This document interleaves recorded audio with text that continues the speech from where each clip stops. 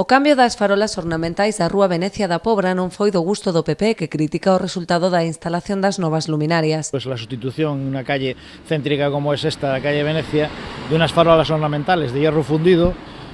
que daban un embellecimiento y realmente hacían que la calle luciera de una forma distinta y sirviera para humanizarla y para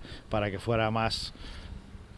bonita, como bien he dicho antes, y sustituirla por unos báculos de galvanizados sin ningún embellecimiento. Podían incluso haber puesto unos báculos pero que tuvieran algo de diseño, como los que están al final de la calle, que se colocaron hace 7 años. Esta falla de cuidado é extensible a outras actuacións, como a recente reforma da sede da Policía Local. Después de un mes tuvo que venir el arquitecto que redactó el proyecto a denunciar que las tuberías que dejaron a la vista taladrando una pared de piedra para pasar una tubería que podían haberla canalizado de tal forma.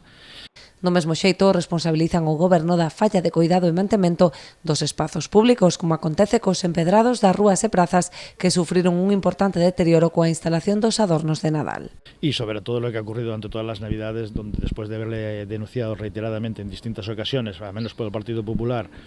el que debían de mantener con más cuidado tanto las plazas públicas como las calles que se han empedrado, que han costado una inversión importante para conseguir que relucieran y estuvieran bellas y bonitas, pues ya que incluso que no las mantienen y no las limpian,